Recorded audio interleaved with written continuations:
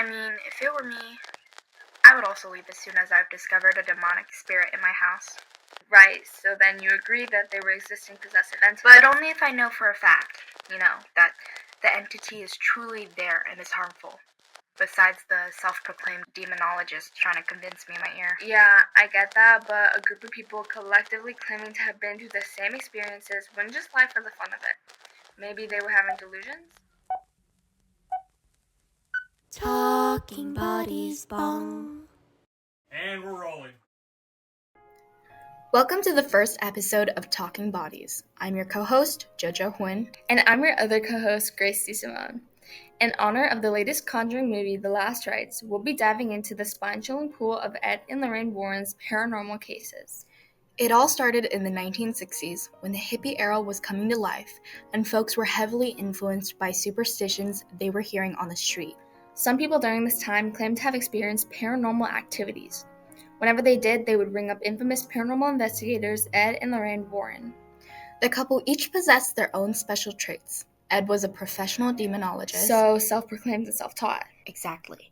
And his wife, Lorraine, was a self-proclaimed clairvoyant. Hold up, what does clairvoyant mean again? Someone who claims to have clairvoyance.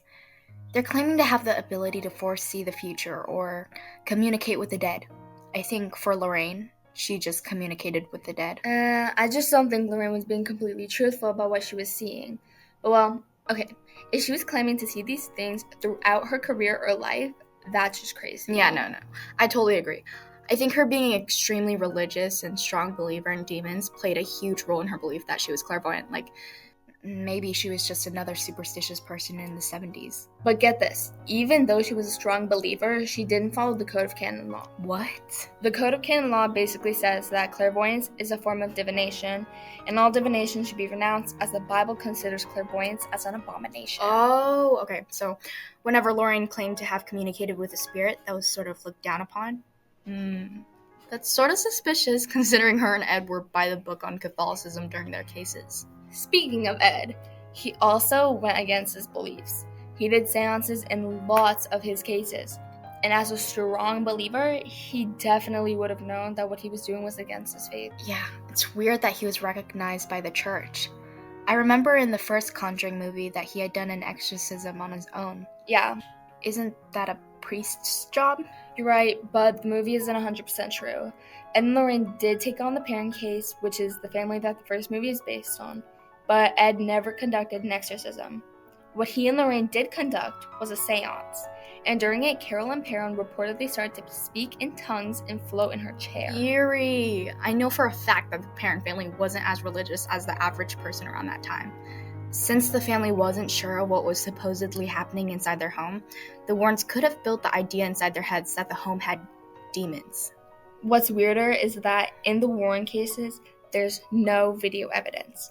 Which is suspicious because Ed and Lorraine would have definitely made enough profit to afford a good camera and attain at least one recording of paranormal activity. Totally. There was an instance during another family's case, the Lutzes, when the Warrens helped set up a camera to take a photo of the supposed dead boy who had previously lived in the Amityville house. Like, you're telling me they had photographic evidence and claimed a ghost boy was creeping past the door, but they couldn't record it? It's all not adding up. Both the Perrin and the Lutz family claim to have observed similar activity in their homes, such as odors, strange noises, just things that aren't reasonable evidence. Also, the Lutz family was said to have fled their home after only 28 days. Personally, I don't think that's enough time to suddenly come to the conclusion that there's a demonic spirit in your home. Well, okay, maybe they had a few unexplained situations happening in their home. And like I said, once Ed and Lorraine put the idea of demons out there, the family just decided to leave. True, that's a good point. Yeah, and the Warrens had another case where the couple claimed that a man named Arnie Johnson killed his landlord under demonic possession. Yeah. But the Warrens allegedly misled Arnie's family and told them they'd be rich because of a book deal about him. Sounds like the Warrens were just covering up a murder. For a profit at that. Either way, he still got convicted and went to jail. Because obviously there's no way to prove demonic possession in court. So, what about the Smurl family? Have you heard about them? The ones from the Last Rites movie? I've heard of the movie, but I don't know their story. Okay. So, boom. This film was based on a true story like all the rest of them. and this one was on the married couple, Janet and Jack Smurl, who had 4 daughters. Bruh, what's up with all the families having so many kids? Anyways, the family reported to have spotted their belongings being out of place. Like, for starters, the family was seeing shadow figures. Janet Smurl and the family dog floating. Just like Carolyn Perrin from the first movie. Right, except Janet's case was supposedly true, unlike Carolyn's. There's another instance where the Smurls allegedly saw old paint seeping through the walls. I want to bring up one of your previous arguments where you said that someone could have taken evidence. Now, okay, they didn't have to have any video recording, but a photograph would have sufficed in this case. In the article from the Tony Sparrow website, where most of this information is listed, it states near the bottom of the page that you have to be a member of the Warren Inner Circle and pay to have access to evidence in these cases. But didn't Ed pass away in 2006? And Lorraine passed away in 2021, yeah. So even after the cases are over and Lorraine and Ed are deceased, there is still profit being made off these cases.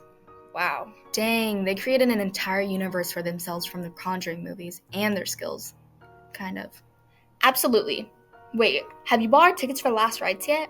Remember, I want to sit in the middle row. No. Noella was gonna buy them and I was gonna get us the Annabelle bucket, and you can grab the holy water on the way in. Wrap it up, JoJo. Okay, we'll see you guys on the flip side. Wait. Not like with the demons though, right? And this was Talking Bodies.